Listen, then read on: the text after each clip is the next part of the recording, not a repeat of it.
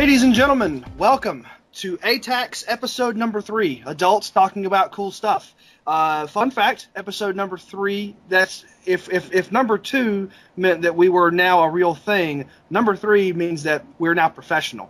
I'm your host, I'm Paul from Atlanta, Georgia, and we're here to take you on a magical, wonderful adventure through the world of video games, or at least our little corners of the world of video games that we've been looking at over the past couple of weeks. Here joining me on my virtual roundtable, I've got Mr. Flex from Raleigh, North Carolina. Fun fact, Raleigh, North Carolina is the only city in the world with a Flex in it. I'm pretty unique, really. I mean, it's hard to come by a Flex. I mean, out of all the people that I know, you're the only one that's named Flex. Yeah. So that's got to be worth something. So, right? Quick question: if we're a professional podcast now, I still haven't gotten my hat. Well, it's funny because I thought you were responsible for purchasing hats for the rest of us. Oh, actually, make ATACS great again. Yeah, I mean, really, we should definitely look into that. We'll have a store, we'll have a website, and one day we might even have an RSS feed. But that day is not today. That deep voice that you just heard is Mr. Will from BMX Pro Town USA, aka Greenville, North Carolina. How's it going, Will? It's pretty good. It's pretty good. I think we should start a Patreon. Go ahead and get a little funding rolling.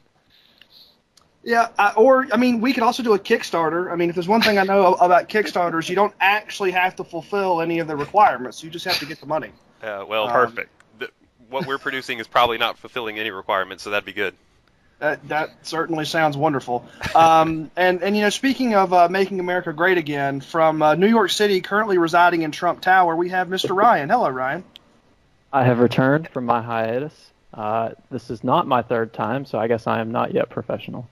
No, but you are regular, which means that you're just, one step down. Next time you get a free hat. That will level up to professional. Exactly. And Flex is going to pay for that hat, and you should have it in the mail in 3 to 6 business weeks. So I didn't sign up for this. You didn't, but that's just kind of how this happens. I like the concept of a business week. A business week. That's right. And last but not least for our panel today, 5 people. That's a generous number. Is Stephanie from Atlanta, Georgia. Hello, Stephanie. Hi. How you doing today? I'm okay. I'm a little nervous. It's my first time, so I guess I'm a noob. Well, if it makes you feel any better, Ryan's only one step ahead of you. So this is we're all sort of in the same boat with this. But we were all level 1 at one point. You were level 1 last time, so I don't know. The bar doesn't seem very high. True story. No bar on this podcast is high, so don't worry. No bar on. Really, if this podcast had bars, then I'm not sure any of us would make it over any of them. So as the name implies, for Adults Talk About Cool Stuff, we are going to talk about some cool stuff in the form of video games. Because of the size of our panel, we're going to try and limit our discussions to 1, maybe 2 games per person, because there's actually a lot of news that we're going to get to later in the podcast. But to get started off, Mr. Flex, what has been going on in the world of video games for you lately? Oh man, what hasn't? So what? All right. What do you guys want to know about a little game called Shin Megami Tensei 4 Apocalypse? I want to know all 400 hours worth of information now. Oh boy. All right, well, kick back. First off, though, what does the word up. Shin Megami Tensei mean? Oh, geez. I looked that up when I started playing this game. It's like True Goddess Rebirth or something like that. Well, that sounds really like the goofy. anime. Yeah, it's something really goofy and esoteric, but the game So I finished the game last night. Fortunately, it didn't take 400 hours. So it was close. But yeah, the main reason I wanted to play this game is because I'd never played any of the core mainline Shin Megami Tensei games. I'd only played the Persona spin-off series, which I now feel better about saying is the better series. But I really wanted to see what their core series was like. And yeah, it does if I'm remembering that name translation correctly, like it does deal a lot with like gods and goddesses and that kind of stuff. So its name translates into something dealing with goddesses. But yeah, it's a very long game. I would say too long for its own good. But there are a lot of things that I did like about it. I really like if you play the Persona games, there's definitely some common ground there. Like you do a lot of. Yes. Yeah. Have you played any of the main Shin Megami Tensei game stuff? Only a few of them, and it was so long ago, I don't remember. That was a time before Persona 3, and I don't remember much before then. Right. We chronicle our years as in before Persona 3 and after Persona 3. A little bit. BP3, AP3. Yeah, exactly. there we go. But yeah, like a lot of the like demon fusing stuff that's in the Persona games, like that's here as well, and like that stuff's still really fun because you get a lot of customization over your party. A lot of the combat mechanics are similar. When you exploit an enemy's weaknesses, you get an extra turn. So if something's weak to fire, you cast a fire spell, it'll get you an extra turn. So there's a lot of I like a lot of that customization. I like the battles, and the battles can end up being pretty challenging, which I also like, and they're challenging in a way that you have to consider all of the options at your disposal, because like you want to get those extra turns through exploiting weaknesses, like the status buff spells and all of that kind of stuff. Like that stuff is very meaningful. Like a lot of RPGs, especially JRPGs, you can just I just like totally ignore status effects and that kind of stuff, because it just doesn't seem. It seems better to just club stuff in the face than worry about that stuff. Yeah, you definitely can't get away with that in any of the Shin Megami Tensei games. Like, you can overpower yourself several levels, and you can still end up with a bad guy that can, like, do a status effect, and you'll die, even though he's, like, 20 levels below you. Yeah, definitely. And I even noticed that, yeah, like, it seemed more important to have, like, make sure I was crafting demons with proper skills than it was to make sure I was at a higher level or something. Like, what you were saying about even if you're 20 levels higher, you can still lose. Like, that's totally true. Like, it's way more about the skills you have than your level, which I like. It makes the battles feel very tactical, which is pretty cool. Nice. Yeah, and then the story stuff in the game is just really ridiculous. Your character in this game out Kratos' Kratos. Like you just kill all of the gods. I'm sorry, but you're gonna have to provide some evidence for this extraordinary claim that you have found a character in a video game that was more Kratos than Kratos. Because last I checked, Kratos finished with the Greek gods, and now he's moved on to another pantheon. There are multiple pantheons in this one game. Do you kill all of them? A pretty darn good chunk. All right. All right, I'll just go ahead and say, I assume none of you care about any spoilers. I'm not having any problems with spoilers for this game. I'm never going to play it. Yeah. I'll probably play it, but spoilers just make me want to play more. Okay. I mean, I know Will was about to play Shin Megami 4 Apocalypse, so I'm sorry to spoil anything for you, Will, but... Oh, no. So yeah, like, there's, like, Odin's in this game, Thor's in this game, like, straight up Satan is in this game, and there's a bunch of fictional gods and stuff, too, like, Shiva is in this game. I don't even know what mythology that is. That's Hindu, right? Hindu? Yeah, Yeah. Hindu. Yeah. The final boss, if you get the true ending, the final boss's name, whenever written, is spelt in all caps, YHVH. Oh, Yahweh. okay. Yahweh. Yeah. So the final boss of this game is literally God. All right. They the left most- no one out to offend. Yeah. That's Yeah. This game would be very offensive to certain people, I'm sure. The most hilarious thing about that, though, is whenever they're reading, because there's a lot of voice acting in this game, whenever they're reading it, they replace his name with, like, this really hilarious sounding record scratch. really. Yeah, I don't know why. Like, I don't know Huh. if there's any reason or history to that, but it cracked me up every single time, because they're just like, yeah, all right, it's time to finally go kill. You know, just this record scratch. It's just bizarre. Yeah, That seems like such a Shin Megami Tensei thing to do too, like a little like wiki wiki or something. Yeah. That's exactly what it is. It's pretty amusing. Is there a localization? I guess is this the North American version that you played? Yeah. I think it's interesting, and I almost wonder, because in North America that would be the one god that seems that it would maybe stand the most chance of offending someone if they were able to piece through the YH, WH. So I almost wonder if it's sort of a sort of self-censoring piece to maybe make the game more palatable to certain audiences or something.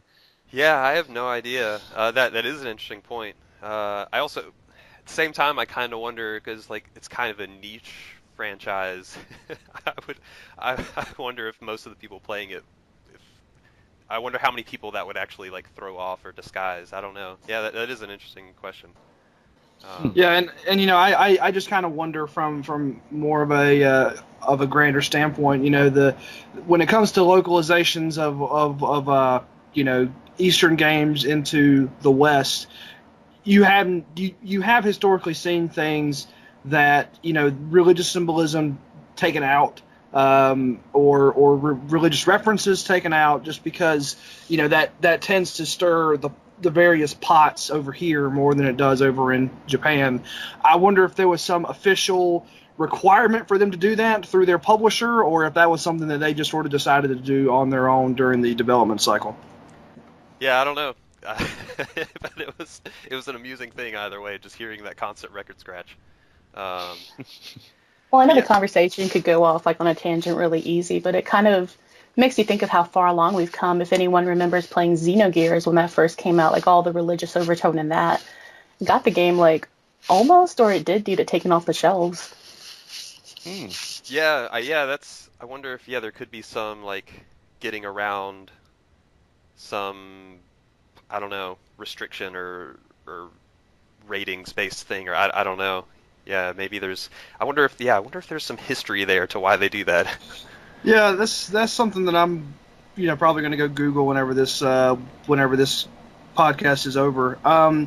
So as far as the game goes, Flex, would you recommend it without reservations to anyone who's a JRPG genre fan, or is it not worth the trouble, or is it more complicated than that? I mean, it's slightly more complicated than that. The biggest reservation is by far just the time. I think my time was around 70 hours finishing it, so it's a very big time commitment. Sure. And also, if you've played Shin Megami Tensei games before, this is probably not going to be drastically different. Like the stuff I read about it is that by being the newest one, it just kind of has like the most modern niceties and tweaks, and it's a little more streamlined. Right. So like that's why I picked this one to play. But if you've played a lot of Shin Megami Tensei games, like you probably know what you're getting into. Right. That said, for me, like it satisfied my curiosity. I had a lot of fun with it. Like I think the combat stuff is really good, and like the demon fusioning system's really good. So like I really liked engaging with that stuff. I think it's too long. Like I think around the 50-hour mark or so, I was like, all right, this could wrap up now, and I'd be okay with that. So like I think the game could certainly be a lot tighter, and it could have done with about 3 times or 3 instances less of, oh, you thought you just killed the big bad guy, but there was a bigger bad guy. I could have dealt with a few less of those. All right. But from like a gameplay standpoint, like for JRPGs, like I think it does some really solid stuff, and like I can see why this franchise now like has the clout it does. Well, the thing that you brought up, the time sink, that's something that I think a lot of JRPGs, you have to be prepared whenever you sit down to play one of those. And speaking of time sinks, Mr. Ryan, I understand that you're currently right in the middle of an incredible time sink right now. Which one is that? He's got multiple to choose from. Well, according to my Steam friends list, you have put 18 and a half hours into Tyranny in like the last 24 hours. So tell me a little bit about Tyranny. Yeah, well, so I have been bringing peace and civilization to the tiers in the form of conquest. Um, yeah, Tyranny is actually, to my surprise, I actually just finished it right before this podcast. Really? The game wrapped up a little bit quicker than I expected, in the context of I would not be surprised to see some DLC that kind of continues the story a little bit further. But um, but yeah, Tyranny is it's Obsidian's latest game. I believe they did Pillars of Eternity last year. Yeah. I didn't Yes. play Pillars, but I did play Baldur's Gate, Neverwinter Night, Icewind Dale, Torment, and Tyranny in terms of gameplay kind of is still a spiritual successor with some nice modernizations, like you have talent trees and things like that. The real drawing point of it, though, which I did really enjoy it, is basically the story beats. I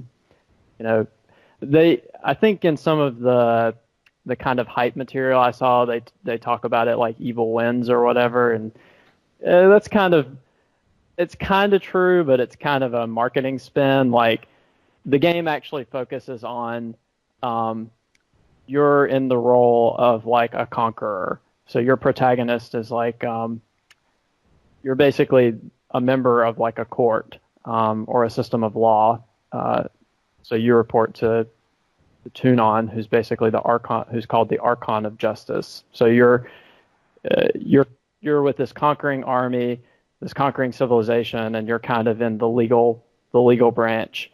And the conquest is being headed by these other two, what are called archons, who are basically powerful leaders with magical abilities. So you start the story like stepping into this conquest, and the game gives you some kind of pre-decisions. In addition to character creation, you have some decisions about how you're involved with like the conquest of this land, and then the story and the gameplay kind of starts from there. And some of the decisions you made, like shape it. So these, for example, these two powerful leaders. One is called Graven Ash, and one is called the Voices of Narat. They're kind of vying with each other and at odds.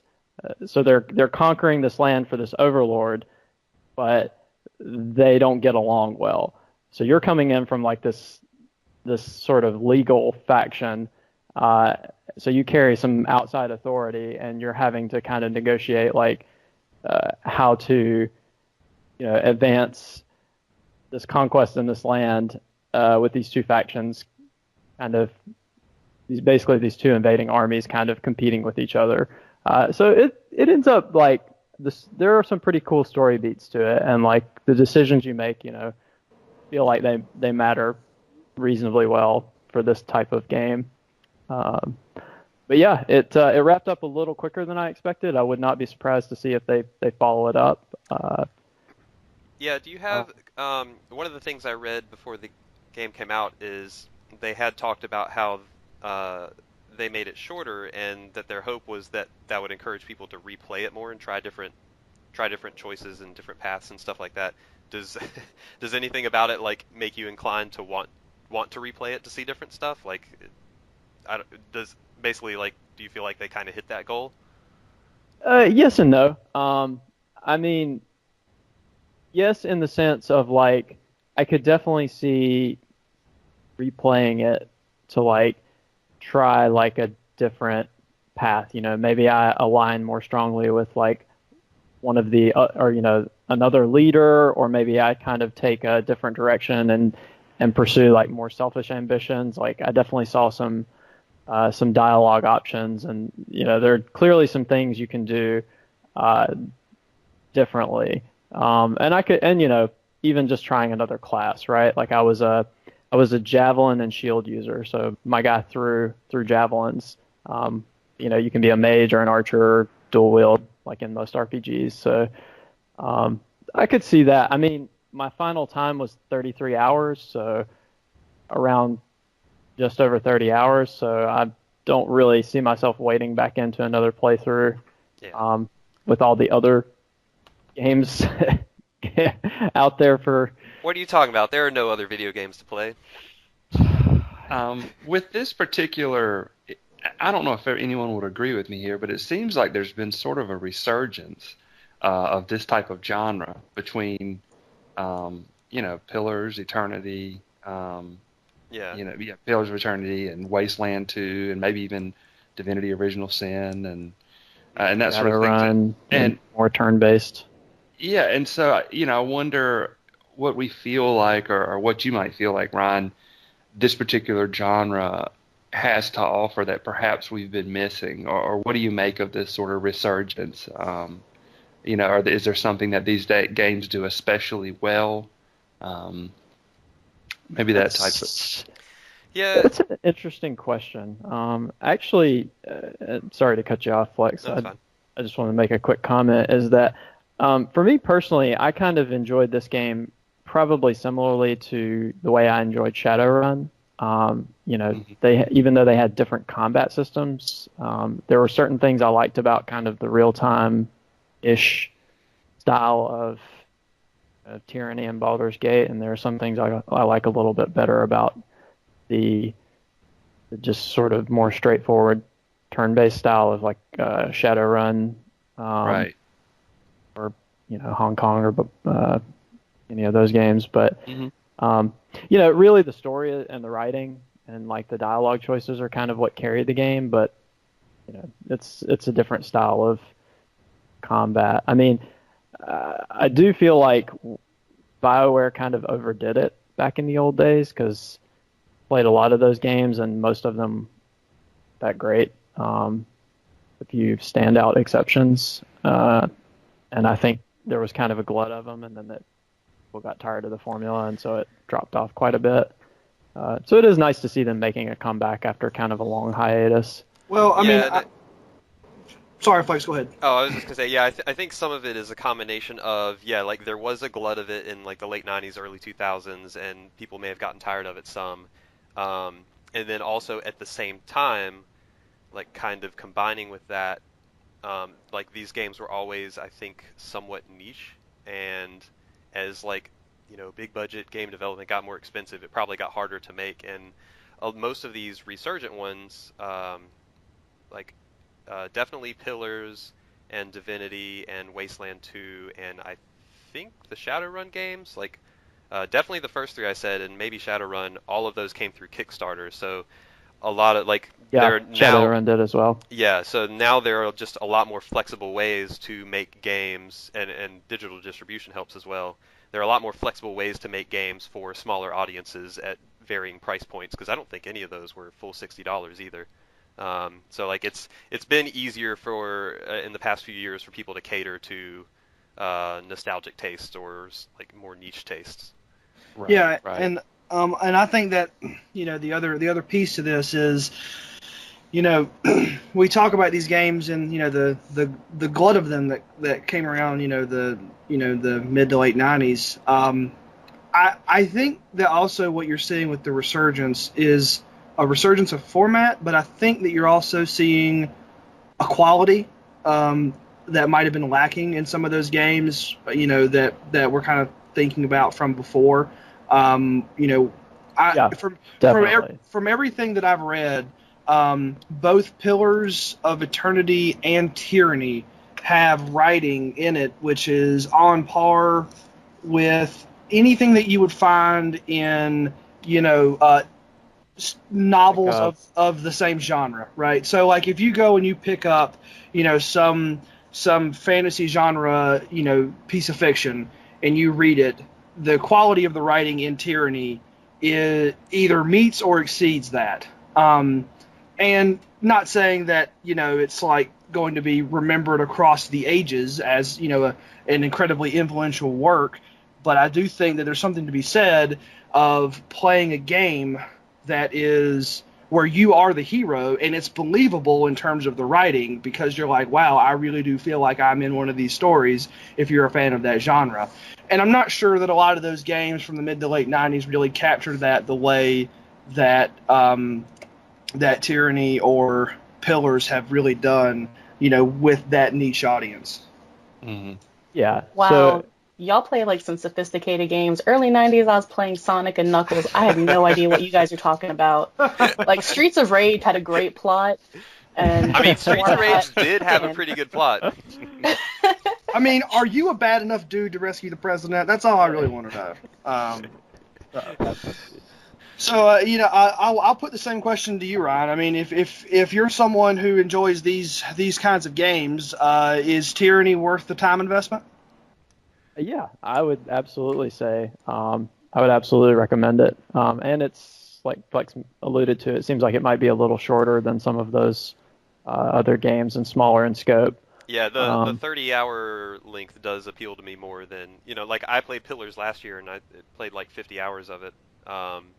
And like I enjoyed it a lot, but the the thought of playing like another 50 hours is for a similar game. That's a lot to ask. So yeah, the shorter length would make me more inclined to do that. Well, on the opposite end of the spectrum from Tyranny, if you want to get away from the Reds and the Browns, there's a very happy, fun game that I think that Steph kind of wants to talk about that she's been playing recently. And several of us on this. Several of us actually. Oh, but there's nothing happy and fun about having your pets murder each other. Well, for anyone. Leading off with that. Pokemon, Steph. Oh man, what don't I want to talk about with this Pokemon game? Okay, so starting out, I was always a big Pokemon fan growing up, but I have never played a Pokemon game. I didn't grow up with handheld systems, so I was stuck to watching the cartoon and reading the little Pokédex books and loved Pokemon, but this is my first game. And as far as a game goes, I am extremely happy with it. I think the environments are really nice. The amount of things that you can do are really cool. But I have some issues. I'm having some issues. My first one is so your main character, the protagonist, you get to customize them. But they show your main character in these scenes, and they just have the most blank serial killer face. I noticed that too. I was laughing constantly. It's like they're talking to your character, and then they'll like zoom, and like the other NPCs like actually have pretty good expressive faces, and then they'll pan back, and then they'll pan back to your protagonist, and you just have like the most deer in the hands like I'm just wigging out, my eyes are huge. With this slight smile, this slight knowing smile. But if you have a female character, you can either have your bangs pushed to the side or cut straight. So I mean, that's pretty expressive. I mean, that's really all the expression I ever get in real life out of myself. So that's pretty true to form. So Steph, if I could briefly interrupt your gameplay discussion. Sure. Did you say that you grew up without any handhelds? Yeah, I didn't have any handhelds. I mean, this is like a tragedy. Like I'm having to hold back like a tear. Oh, it's okay. You can let it go for me. You can let it go. Yeah, I had a Sega, and I had a Sega, and then there was like the Sega 32X. Oh no. And then there was nothing for a long time. And then I had a PlayStation. So. I also had a 32X. I feel your pain.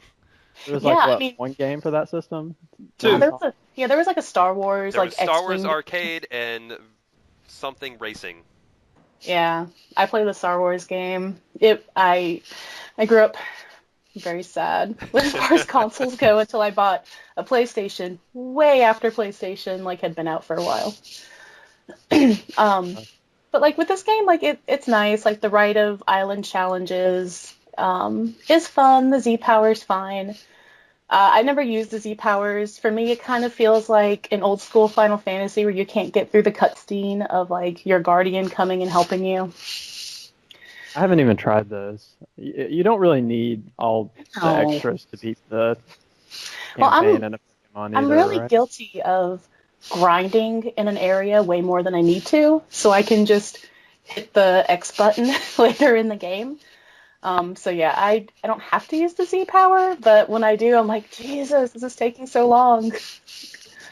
What is the Z power? So on top of your Pokemon having their 4 moves that they can know, Mm-hmm. every time you finish like one of these like trials, you have like a really shiny bracelet, and you put a Z power in it, and there's one for like every type of Pokemon. There's, the fighting, fire, and it gives them the ability to have I don't know, a super move. Are you wearing the bracelets, or are your Pokemon wearing the bracelets? You know what? That's so unfair. Like, the trainer wears the bracelet, and then the trainer does a little dance, and then your Pokemon goes psycho and spills out like cosmic power everywhere. I guess there's not enough anatomical, certainty there. One size does not fit all in the Pokemon fashion world. I want to see my Muck with a Z bracelet on. I don't think it'll work. Or Whale Lord, a giant whale with a bracelet. So that could be cool too. That would be a heavy bracelet. That would be a heavy bracelet. So I'm about halfway through the game. I actually love Team Skull more than I thought I would. I hear they're good at dancing. They're very good at dancing. They're also really good at just bullshit. They I don't know, like I was just so embarrassed by them the first time I saw them, because they're all like, yo, gangster, yeah. I'm a gangster. I love that they've just made like evil Pokemon teams have always just been the stupidest thing, but whenever they try and make them serious, like it just comes off as so fake and like they're trying so hard. But so I love that they've just embraced how dumb it is, and just like the music's awesome too. Yeah, the game's almost laughing at them like while they're on screen. It's yeah, I find myself kind of doing a little dance to like their bad like John Cena rap kind of little music thing they got going on there. But I'm really tired of Nebby not being in the bag. I know the rest of the internet's really fed up with it, but before I knew the internet was fed up with it, I just remember going, if this entire game, this little like, I don't know, like cosmic popcorn, galactic cotton candy asshole doesn't stay in the bag, I'm gonna get really angry. Okay, so I think it's beneficial that I'm here and not interested in Pokemon, because Nebby in the bag means nothing to me. Help with context, please. I don't know what any of this means. I don't know what it means either. I haven't played enough in the game to know what the hell Nebby is. He's just a little Pokemon dude that won't stay in this girl's bag. I've only played an hour of this game, but so far, yeah, there's a girl who walks around with this big duffel bag, and she has a Pokemon named Nebby, and every time, and 3 times in the hour I've played, Nebby has gotten out of the bag, and it makes the girl very unhappy, because Nebby's supposed to stay in the bag. But I'll keep this rant pretty short. So like I said, I was a fan of like Pokemon, like the original 151, like hold a dear place in my heart. So I was really excited when I came across my first Meowth, because Persian's one of my favorite Pokemon. What? A Meowth, and but the Alola version of a Meowth kind of has like these bedroom eyes looking at you, and it's purple, and I'm like, oh, that's weird. Now, I have not spoiled evolutions for myself. I don't know what any of these things evolve to look like. So I'm like, oh man, like this Persian is going to be purple and super cool. I'm so excited. So like I spent all my time leveling up this damn Meowth. I don't know if you guys have seen the Alola version of a Persian, but it's like some Garfield looking motherfucker, and it just makes me so mad. It looks so bad. Yeah, there's one on my team. For that lasagna. There's one on my team. So I spent Did our you host, name him Garfield? No, he went in a bag, and he's never to be pulled out again. He went to the box. He's hanging out with Nebby. Yeah, he's not even in the first or the second box. He's in box number 8, the one you never get to. But yeah, the host is my husband, and he was sitting next to me, and I just yelled for like 30 minutes straight about how stupid this Pokemon was. I called my brother and yelled at my brother about how stupid this Pokemon looked. I was traumatized, but I've moved on. It's a really good game. I'm enjoying it a lot. Yeah, We'll have to commiserate when we talk about teams. Oh yeah. I took a single look at that Persian and I went, well, what? It's Pokemon. They all look silly. And then the stare that I got meant that I was sleeping on the couch that night. But that's okay. So yeah, I'm curious. you know, and we actually won't know this for a little while, but I'm curious to see in the sales figures how this Pokemon game compares to the previous generations in terms of sales, because I feel like, I mean, maybe it's just I was living in a bubble before, but I don't know about you guys. I feel like I'm hearing more chatter about this particular generation than I have in the last couple. Like, the last time I really remember a whole lot of talk about Pokemon was what was the first Pokemon that came out for the DS? That's the last time I really remember. Ruby. X and Yeah. Y? Is it Ruby Sapphire? Or? I'm Wait, I'm not sorry. sure. Which ones? The DS ones? the very first DS. That ones, was not Diamond. the 3DS. Yeah, Diamond Okay. Pearl. All right, I feel like I'm hearing just as much now as I did not since Diamond and Pearl, but we'll see what that shakes out in. Yeah, in the so there sales picture. was. I did see a story that this game was not only the fastest. I mean, quote unquote, fastest selling is a really weird measure. Sure. But I did see something that Pokemon Sun and Moon were not only the fastest selling Pokemon games, but the fastest selling Nintendo game ever in the Really? in the U.S. Specifically We have in to the keep U.S. we have to keep in mind, like, there are people that were introduced to Pokemon who weren't familiar with Pokemon Go, and even though they're completely different platforms, people are still Yeah. interested in the name Pokemon right now. So I think Pokemon that Go. was a really smart move. Yeah, that's a really good point. I bet Pokemon Go has a lot to do with the Pokemon chatter this year. That's probably part of it. I mean, and to be fair, like X and Y, like Gen 6, I think really did the franchise like a pretty big favor. So Yeah, maybe it's X and Y attracted like. Yeah, X and Y was a big step up, and there are more 3DSs out there now than there were 3 years ago when those games came out. So there's definitely a lot more potential for those sales, and I'm sure Pokemon Go helped as well. Right. So yeah, and that's a very good point about Pokemon Go that I didn't even think about. So yeah, and like I say, we'll see in a few weeks where the sales figures lie on that. But Will, I was going to ask Steph one more question, actually. all right. So you've got a lot of experience with these JRPGs, and I don't know if that's the category you would necessarily put Pokemon in. I suppose Yes. so. Yep. You know, what do you feel like it sort of adds, you know, to the genre, I guess, or how does it compare to some of these other entries you've had exposure to? Oh man, I guess coming from a place where I've never played a Pokemon game before, I had a really hard time putting it in the same box as an RPG, even though I know it is. It's kind of like for me comparing like Final Fantasy to like Dead Souls or something. It's like they're both RPGs, but not the same kind of game at all. I don't know. As an RPG, it just, I don't know. I don't know. It's not. I don't know, because in my head I'm thinking of all these RPGs I've played, the Tales of games and the Persona games, and I don't think Pokemon's anywhere close to these kinds of games for me. It's kind of more like a Stardew Valley version of a game. Yeah, Pokemon that has like because like if I mean defining genres are hard to begin with, but like I mean it has a lot of the staples. You have turn-based combat, you level up, you build a party. Like it has a lot of those things, but there's Linear story, non-branching, stuff like that. yeah, but there It's is like like a PBS version of Game of Thrones. yeah, it's Pokemon has always been like a very friendly, like my first RPG kind of thing. Like it's fairly straightforward and easy to get into, and it's very cheerful. And there's like a lot of personality to it. And then like as you get deeper into the game or like dig into post game like competitive building, like there's also a lot of depth there.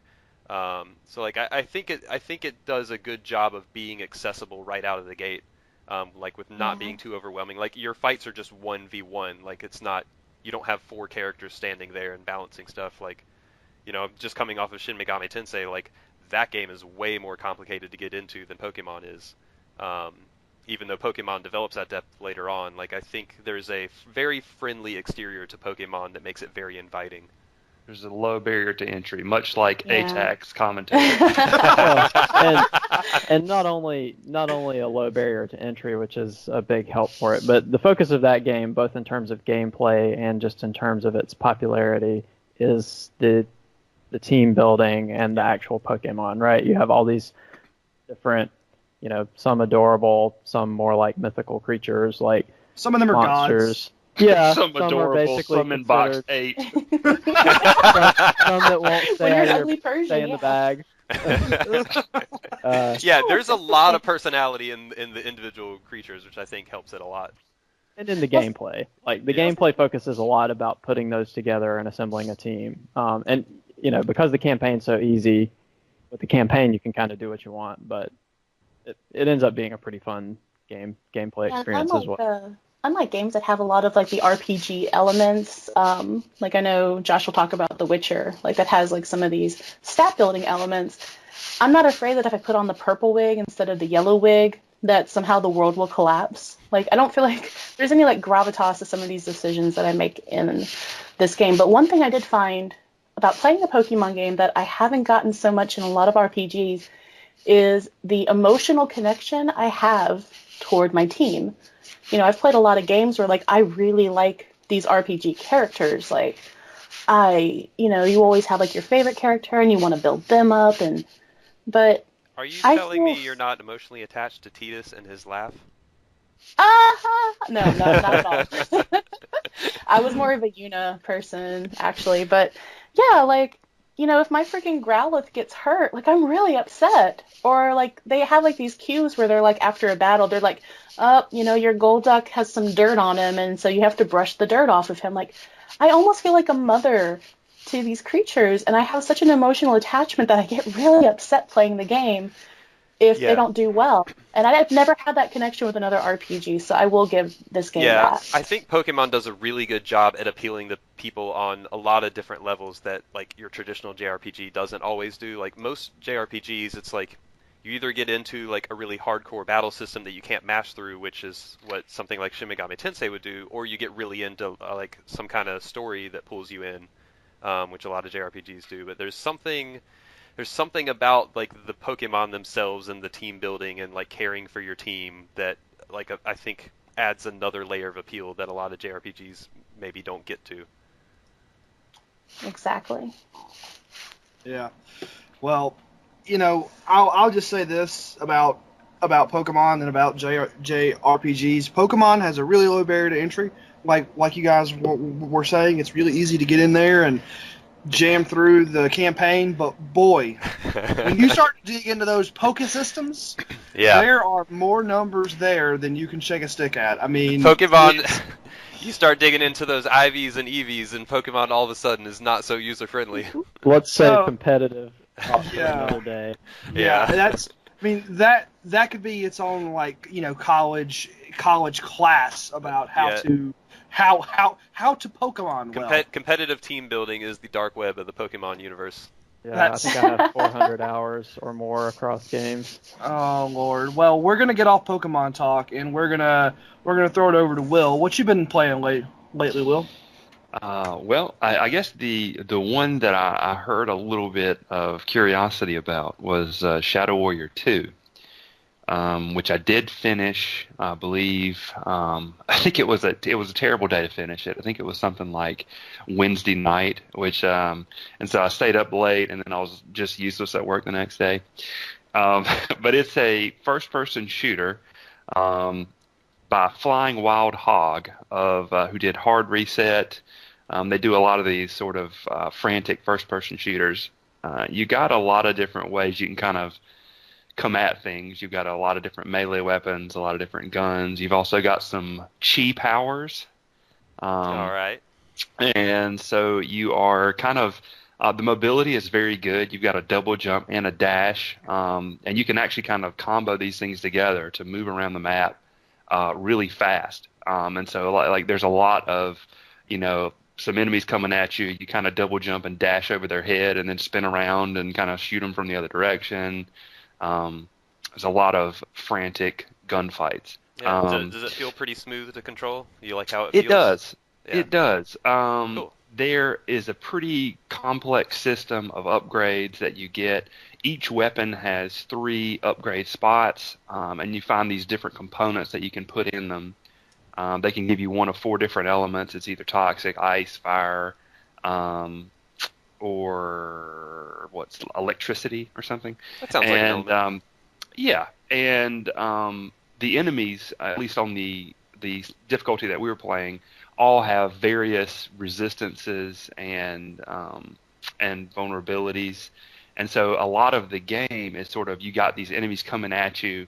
You might have 5, 6 different enemies coming at you, and like maybe half of them have a resistance to one element, and the other half have a vulnerability to that element. And so it's kind of about sort of dashing around and sort of lining up your shots so you can sort of make sure you're making the most out of all your ammunition. However, that can be kind of difficult because they don't give you a very good system of seeing kind of what you're looking at, like to kind of pick that up. So, for instance, it'll say toxic vulnerability. That might be written in some sort of putrid-looking green, but the resistance is written in the same font and the same size. So you really have to, sometimes you'll sit there like mousing over an enemy and you're getting shot while that's happening, trying to figure out exactly what you need to be pulling out, because typically your guns only have one element on them. So if you put an electricity in your shotgun, the only other elements you can put in that shotgun are other upgrades that do to electricity. One thing that's worth mentioning about the game is the soundtrack, which is actually pretty fantastic. During the final boss fight, there is a song by a guy named Stan Bush, who, if you're not familiar, Stan Bush did some of the main themes for Bloodsport, for Jean-Claude Van Damme. Oh, wow. And he also, I think, did some of the stuff. There was another 80s movie that he was involved in terms of coming up with the theme. So they actually they got a guy from the 80s to come in and do an 80s sounding theme, and it sounds really 80s. It's called Warrior, but it's definitely worth checking out. It's a lot of fun. So that's actually a great segue. I was I was the one who was probably the most curious about this game. So first off, is the Shadow Warrior franchise, is that like a reboot? Like Shadow Warrior and Shadow Warrior 2? Yeah, as far as I know, it is. Yeah, the original Shadow Warrior was, I don't know when it came out. I want to say it was like in the Duke Nukem 3D era. But Flying Wild Hog, or the publisher, I don't know exactly who, but someone got a hold of the license, and this company did a remake of the original Shadow Warrior a few years ago, which led into them doing the sequel. So it looks like 1997, 3D Realms. There we go. So that's like my next question is like, this game hasn't really been on my radar, but it's popped up a couple times because I guess with the second one releasing, like the first one's gone on some crazy sales, and I'm like, what is this? And I start poking around, and like I can't tell if it's like, from a stylistic perspective, if it's like some kind of like, slick, like trying to be like a slick, cool, like, Van Helsing Demon Hunter type thing, or if it's supposed to be more like, this occult type thing, or if it's just like a B-rated horror movie with like lots of gore, like almost comedic amounts of gore. Like I pick up all these different vibes from like the game's website and like just poking around on it, and I don't know if that's just me or if they're kind of going for all these different goofy things. Yeah, I think there's a couple things going on. I mean, one is your guy's definitely, he's definitely a badass. I've heard the protagonist is a pretty special dude. Like a Blade type character. Yeah, he's kind of he quips all the time. Like whenever he's reloading, whenever he kills enemies, he says things like, I do the fighting and you do the dying, and and like he says like new clips equal new lives or something like that. He's always making these quips, and he's kind of I'd say about 10% of the time they kind of make you chuckle, and then 90% of the time they make you groan.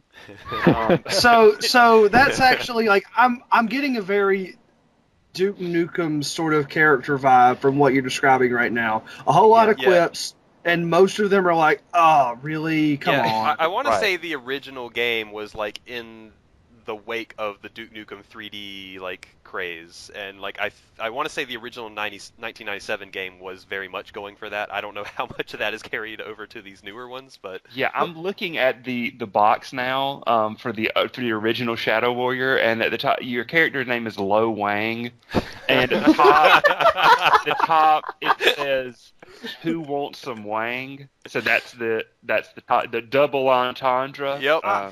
I think that we know we knew everything that we need to know about this game. I think I'm learning a lot about Shadow Warrior right now. Wow. This sounds. I'm going to go add this to my Steam wish list. This sounds hilarious. It really sounds does. it sounds like Duke Nukem and like Ryu Hayabusa like from Ninja Gaiden like on a bad day like Cross Baby like because the style of the game makes me think of like Ninja Gaiden gone wrong. Maybe so. This looks So overall, I mean, I had a great time with it. I would, if you're looking for, And it's co-op, right? yeah, there aren't a lot of co-op first-person shooters out there that have the entire campaign co-op. So, I definitely felt like it was very good.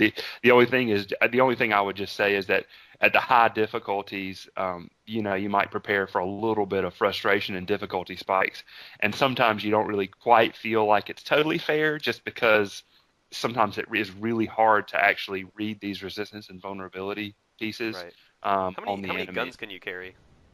You have you really Okay. have, goodness, there are probably like 30 different weapons Okay. that I've gotten far, but I think you Gotcha. can only equip maybe like 10 at any one time.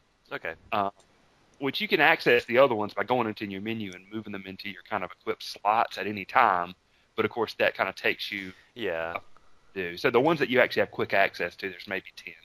Okay. Well, it's I was not just just curious. guns, right? Like because Oh yeah, there's guns, swords, and then like I said, your chi powers, which are like one of them I think kind of just pushes enemies away. I think one of them is kind of like a slowdown, sort of an ultimate type move that you can kind of get where time slows down, your screen turns red, and you get all especially Shadow Warrior-ish. I just saw a dude with a chainsaw tear a demon in half. That was pretty awesome. There you go. So that's the type of thing you're dealing with.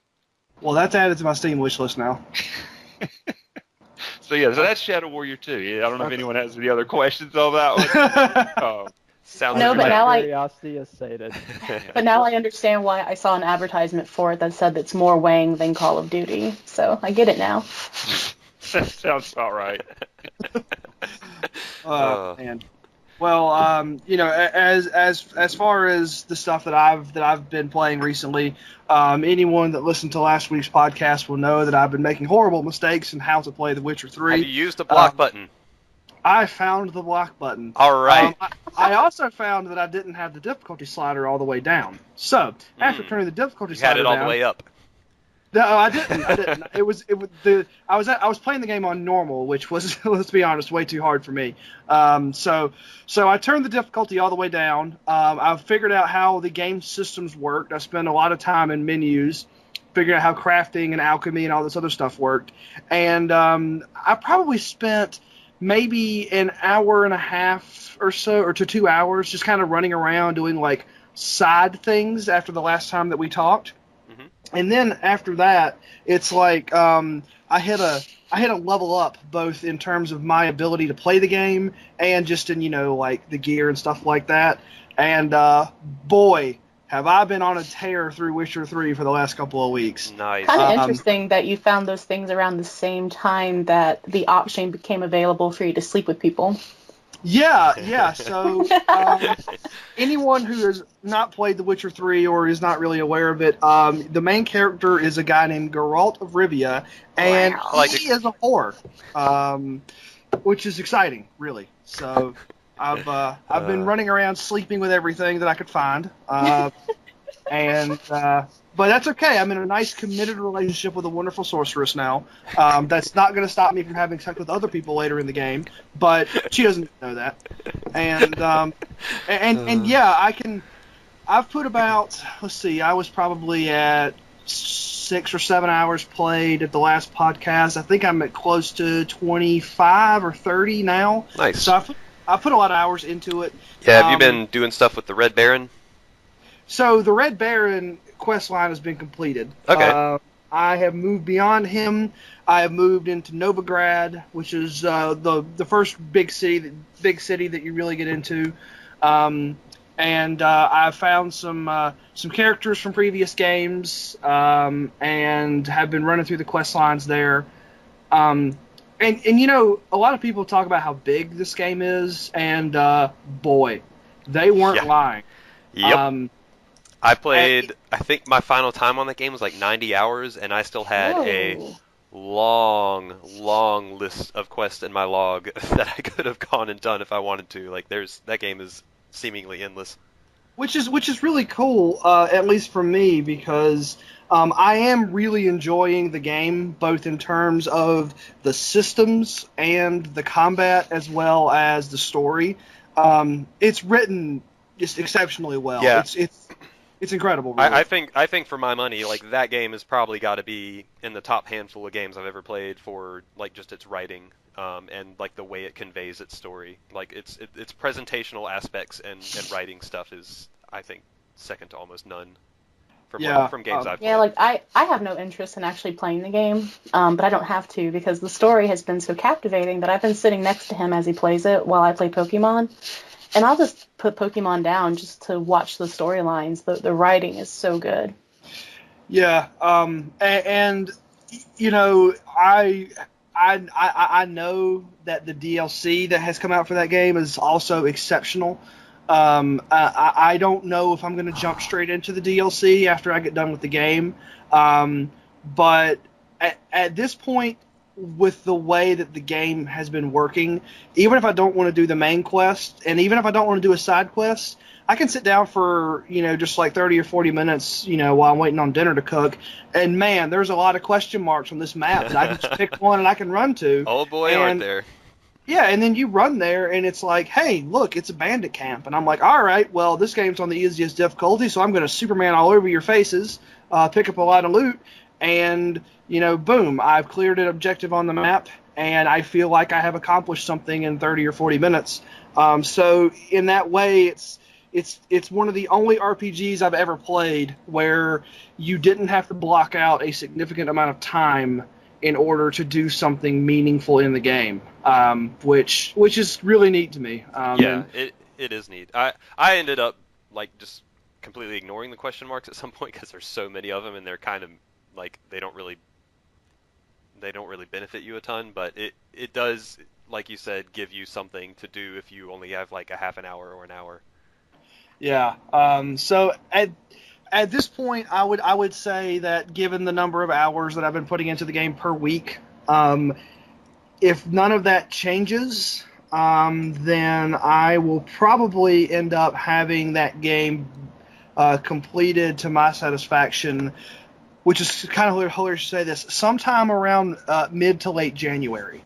And that's just because it's an enormous game, but it's very, very good, and I am glad that I went back and I went, okay, how do you actually work? You know? Yeah. I'm glad you gave it another shot, and it seems like you've kind of overcome the hurdles you had with it. Yeah, and I feel like I'm getting to the point now to where I'm learning the various systems and the various upgrade paths and the alchemy stuff. Like, I feel like I'm learning that to a point to where I can turn the difficulty of the game back up. But I'm probably never going to do that because I know Will's going to feel me here. I'm not really here to die. I'm here to just cut a path through all of you dudes, and that's going to be wonderful. So yeah, I've been having a lot of fun with it. I'm going to keep playing it, and I'm curious to see where the storyline ends up going with it. I know that there's multiple endings, so I'm curious as to where that's going to start to branch out at. Yeah. And it's also kind of odd to see multiple endings on a game of this size and scope. So I haven't spoiled it for myself, so it may not be very different. Hopefully it's more different than, Mass Effect 3 with, blue, green, red. But I'm going to be curious to see exactly how different, both in a narrative structure sense and in just a presentation sense, how different the various endings of the game are. Yeah. So, cool. But yeah, so that's what I've been doing. I think that before we take a break and get on to news, Mr. Ryan, you wanted to talk about something near and dear to your heart in terms of the Pokemons. Is that right? Yeah, I mean, it's a shame that we don't have Mr. Nate on the call, but I know we have several Pokemon players on the panel at various points in the game. I'm probably in my mid to high 20s with my team, so maybe halfway or more through the campaign. But yeah, I just wanted everybody on the panel to kind of throw out who their current Pokemon team is and any thoughts on that, because like we discussed. Mine's quick. I have a level 6 Poplio on my team, and that's all I ever need. You went with Poplio? I went with the one true starter, Poplio. What is wrong with you? Man.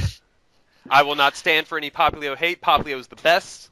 You look so dumb. He looks. You look so dumb. Did you get a male or a female Poplio? I don't actually know. I didn't check. Oh. Okay. Is there a distinction? Because there's been like some kind of talk on the internet about like people are trying really hard to get one of the genders. Yeah, I don't know why. Apparently one of them's really rare, and people like to collect things, so they want all of it. Oh, okay. Gotta catch them all. Yeah. Right. So Ryan, you said that like you're like about the 20s. Like, how long have you been playing? Like, where are you in the game? Let's see. I just went to there's like this artificial island. I just visited it. I'm trying to remember the name of it. So have you finished the trials on the first island? On the first 2 islands, I believe. Okay. I just finished the trials on the second island. Okay. But yeah, I guess I'll go ahead and throw out my team. So I don't know the levels off the top of my head, but I am running a Dartrix, which is the evolved form of what's the little owl's name?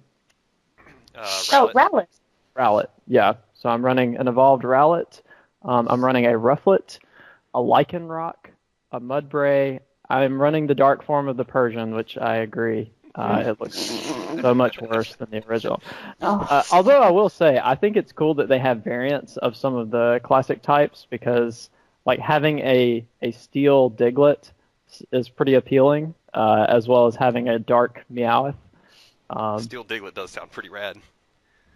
Yeah, Sounds a little phallic, not gonna lie.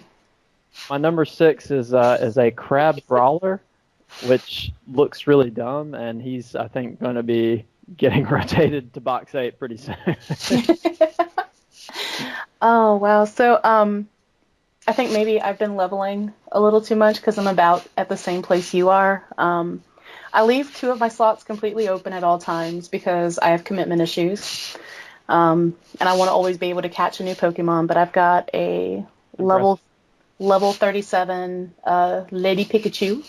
You can tell she's a lady because her tail's like a little heart at the end. So cute. I have a level 36 Growlithe, a 36 Golduck, and I have a level 44 Decidueye, which is the final form for Rowlet. How did you get to these levels? Like, how much time do you spend grinding like those level 20 Pokemon to reach these heights? I don't know. I don't know how it happens. It just does. I just run around and kill animals all the time. I can't help you. Look, Ryan. This is what happens. Okay, she just walks into a gym, and then the trainer's like, "Do you think you can beat me?" And then the gym explodes just from the outside in, and she's like, "Yes." And that's pretty much how that goes. Pretty much. My team consists of Kermit, Alf, Baby Sinclair from the sitcom Dinosaurs, and the Blue Power Ranger. Power Ranger. Goodness, William, your team is unbeatable, sir. I I must didn't. applaud I didn't hear a Poplio on that team though, so I don't know. Yeah, you're right. You're right. Poor Poplio. Oh, goodness. Well, I think that's probably going to wrap up our video game talk. We are going to take a quick break, and then after we come back, we're going to talk about the news. Stay tuned.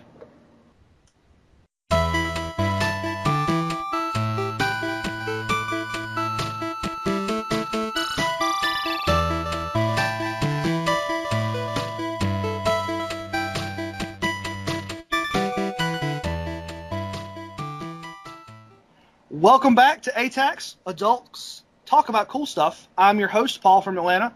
Again, joining me at our virtual roundtable is Mr. Flex from Raleigh, Mr. Will from Greenville, Mr. Ryan from New York City, and Stephanie from Atlanta.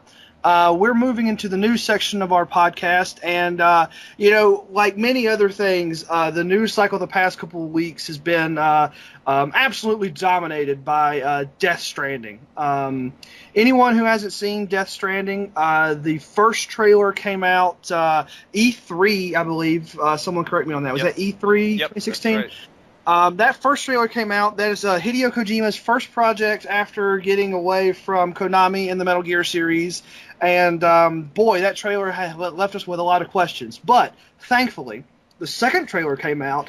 And Answered all those questions. It answered exactly none of those questions. It did answer one question, though, which is the inside of Hideo Kojima's mind is a terrifying place. Yeah, I mean, it's not a new thing for Kojima to just, like, throw out a bunch of nonsense fuckery in trailers and just watch people, like, run around like headless chickens for a while. Which is exactly what everyone has done.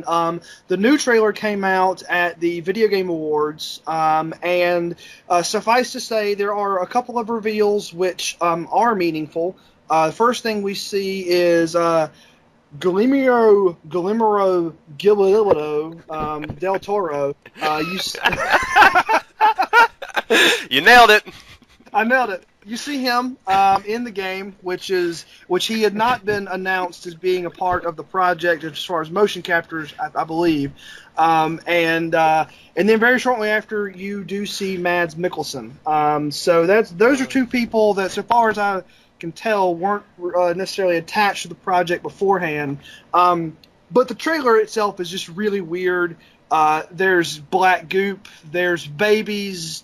There's skeleton men, and then there's Mads Mikkelsen, and the interesting thing that everyone found out is if you play the two trailers next to each other, there's a spot where Norman Reedus is holding a baby, and then at the exact moment that Guillermo del Toro plugs in his baby, Norman Reedus disappears.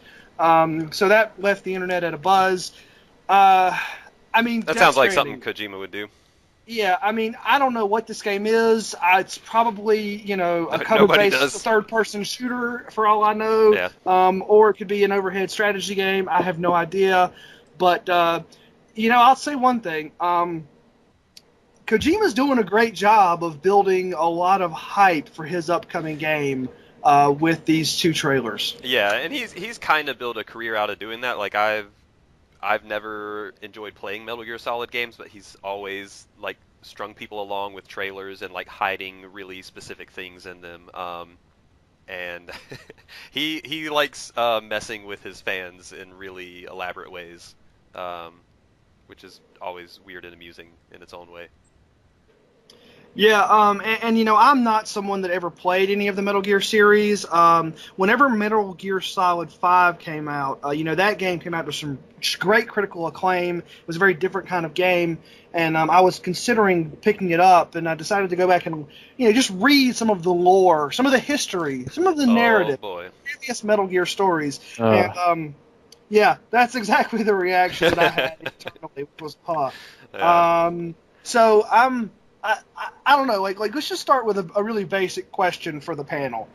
If you had to guess at what kind of a game that Death Stranding was, is it action, adventure, role playing? I mean, I know genres are difficult to define, but if you had to guess at what kind of a game that Death Stranding is, like what would you guys think? I bet it's a MOBA. I was gonna say simulation and sports. Okay, so we have MOBA and sports. Ryan, would you like to take a whack at this? I mean, I haven't seen really anything about this game. I don't pay attention to Kojima, so maybe we should talk about that. But just from what I've heard, third-person cover-based shooter, maybe survival horror, like, sounds as good of a guess as... I think the better question is, does Kojima know what kind of game this is? Yeah, I mean, is there a game, or is his entire new job just making trailers that are batshit insane? I mean, that was his old job, too. It's not a game at all. It's just time-based media. This is an art piece. You're going to see it show up at the MoMA soon. Oh, God. Maybe this is Frog Fractions 2. I do feel like it looks a little bit. I mean, it looks like in some ways and I don't know. Of course, I'm sure there'd be certain reactions to this sort of comparison, but in some ways, it seems a little David Cage-ish. Almost like. Yeah, I could see it being kind of a story. Thing. Just this very artistic kind of piece where it's very. You've got some big name actors, you've got some mocap, you've got some emotion. Got some intrigue. I have to say, Death Stranding is an absolutely terrible name for a game. I have to put that out there. What are you talking about, Will? I think it's just a clumsy word. It doesn't sound good no matter what accent you say it in. Stranding it doesn't roll. You got to do something about it, Kojima. Neither does Guillermo, but you can't really do anything about that. Or neither does anything named in any Metal Gear Solid game. That's probably true. I will say that Guillermo del Toro, if I'm even getting it right, probably sounds better in Spanish. Guillermo. Right, Guillermo, maybe? Guillermo del Toro. All right. No, I think that's the only way to pronounce that. Del Toro. I could try and say Guillermo del Toro, but that's probably wrong too. Probably. But so there's really no story here other than the fact that Kojima is a madman, and we are still seeing the product of his madness. But he apparently has infinite funding from Sony, so I don't know what we might get a MOBA inside of a sports simulation game. I have no idea. One can only hope. One can only hope. But like I said, this trailer came out at the Video Game Awards, which at the time of this recording was like this past weekend. No, it was on Thursday. Okay, so that was on, for posterity's sake, Thursday, December 1st. Yep. And if you've never watched the Video Game Awards, they spun out of the Spike Video Game Awards. They give awards based off of genre, which is a kind of a silly way to do that, just because so many games nowadays they cross genres. And they're not really well defined. Every game's an RPG now. Every game's an action RPG. Every game's a MOBA. Everything's a MOBA. Yeah, you're either an RPG where you gain levels and you gain experience points and levels up and there's progression, or you're a MOBA. Right, but you usually gain experience points. Yeah, that's exactly. And farm and gain progression. The one award that they did have, which will be shared across many publications as we get near the year's end, is the Game of the Year. And that's really the only one that I wanted us to talk about here, because the rest of them are very specific and they're pretty much just down into the weeds of the video game awards. But I will say that if you haven't watched the speech given by the creator of That Dragon Cancer, it might be worth a watch. That was a really good speech, and that was a really touching moment, because like the video game awards in general, like Jeff Keighley has been on a mission since his birth to make the most mainstream impactful video game award show possible, and usually it's just, and this was mostly the case this year, is filled with a bunch of ads and marketing, and it's just this big blown out piece of nonsense. But every now and then they get that good little moment in there, and yeah, Will's absolutely right. That speech from the for That Dragon Cancer was pretty touching. Yeah, I actually have not had a chance to see that speech yet. That's on my YouTube watch list, but unfortunately, I didn't get around to getting to seeing it before we had to start recording this podcast. So whenever we get done here, I'm going to make sure to, go over to YouTube and see exactly what that was about. But beyond that, they gave their Game of the Year award to Overwatch, which is something that I know is going to spur a whole lot of conversation in the industry at large and on this panel. But I didn't really have a problem with that too much, just because I feel like Overwatch came on the scene in a way that I was not expecting it to. It came out at the exact same time as what was that game called? I can't even remember now. From the creators of Borderlands. Anybody? Oh, you're talking about Battleborn. Battleborn. Yeah, boy. Woo! Hobby Overwatch grade. and Battleborn. I remember seeing stories about that where people were like, "Hey, which one are you going to pick up? They're so similar. We don't know. Blizzard's never done a first-person shooter before." And then Overwatch came out, and they went, "All right, fine, you win."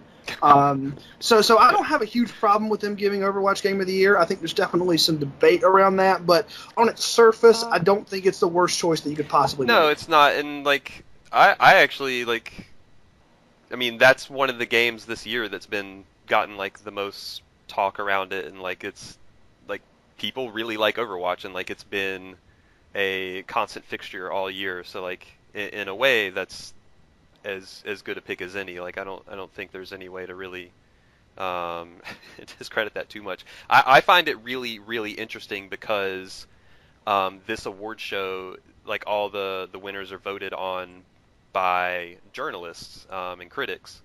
And if you look at the history of this award show, they almost unanimously have given the Game of the Year to single-player, story-driven adventures, and that's usually those are usually the kind of games that get high reviews and the kind of games critics like, because they're not usually the people who stick with multiplayer games for a long time because they got to move on to the next game. So I think from that standpoint, it's interesting that this is a multiplayer-only game that critics voted on as being their pick. That's kind of my take. But it's a good game though. I mean, yeah, Overwatch is a good game. It seems like maybe it's a safe pick, although I don't know that there are any other standouts that would necessarily blow it away. I think that's the other thing, is I was trying to think of what else would I see a consensus group voting on, and I don't know if there is a standout safe pick this year, so that could be part of it. Yeah, I mean, personally, I had other games I liked more, and part of it with a multiplayer game is kind of how your play group and your community is. I've had more fun with Titanfall 2 because we have more people who played Titanfall 2. But one thing that Flex pointed out outside of the podcast sometime before that I do find kind of odd is that they are giving a GOTY award on December 1st, which means there's another week. I haven't played Final Fantasy 15, but what if Final Fantasy 15 is an amazing game? Yeah. That would hands down beat Overwatch.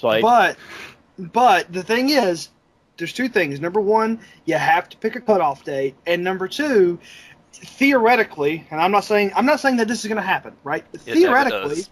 Theoretically, Final Fantasy 15 should be in the Video Game Awards bucket for Game of the Year of 2017. Yeah. I mean, you have to pick a cutoff date for these things, and I think that if a publisher really values Game of the Year awards, they'll build that into their game release schedule. But what Final Fantasy 15 coming out in late November says to me is that Square Enix is not interested in the industry publications Game of the Year awards, because if they were, they'd be releasing Final Fantasy 15 over the summer. To me, just taking a brief look at the release schedule, and I'm not sure if anything's changed, but The Last Guardian comes out next week. Is that right? Yep. Yes. Yeah, both Last Guardian and Dead Rising 4 come out in 2 days.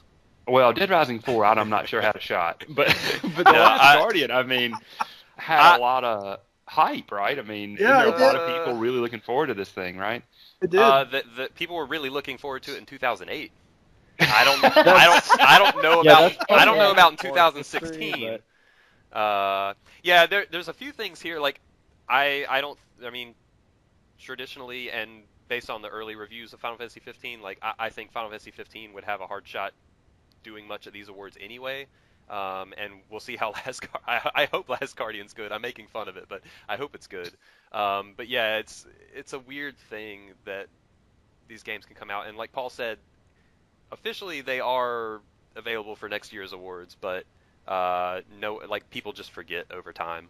So it's just kind of a weird thing, and I think ultimately also publishers don't really care about these awards. Like it's a thing they can put on their box, I guess, but they're more concerned with sales numbers than they are with awards. Like they don't really care, I don't think. Yeah, I was gonna agree. Like, it's not that I don't care about the Game Awards, but like when you have a title like Final Fantasy, you already have an established, very loyal customer base who's gonna buy the game because it says Final Fantasy on it to begin with. But then you have to look at these companies. They're probably looking at between, do I want to be eligible for a Game Award or do I want to hit that Christmas sweet spot? And I think the Christmas sweet spot is going to make more sense for a game that's already established itself. Yeah, and you know, a lot of this kind of just comes back around to, you know, the age-old question of these various award shows.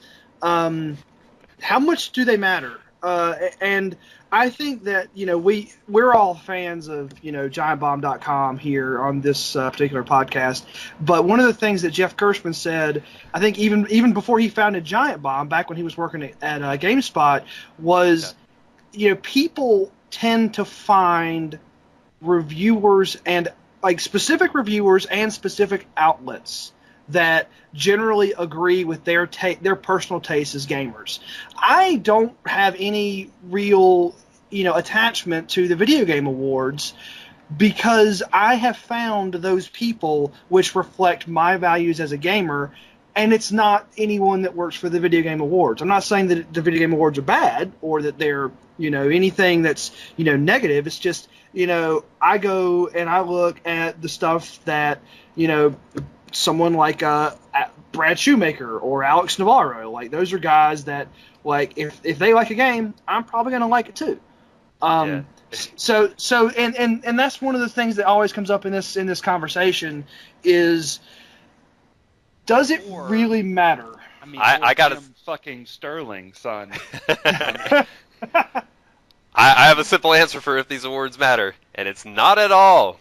I think, you know, this has been something, I got to say, I've had some pretty extensive conversations, I think, about this very topic with our resident Flex, just because I've long been a fan of the Oscars. And I think in some ways, you know, getting an award like this is the best thing for the smaller games, for the independent games. I'm not sure, and I feel like it necessarily matters as much for the AAA titles, but I think if it can bring a little bit of publicity to some of the smaller games. I mean, there's some of these games on this list here. I mean, down when the which is a very weird category, this Games for Impact. Yeah. But I haven't heard of Block Hood, 1979 Revolution, Sea Hero Quest, and I mean, I think of myself as pretty tapped in actually to games media, and so, you know, these may be things that I might want to look into and see what they're all about, and so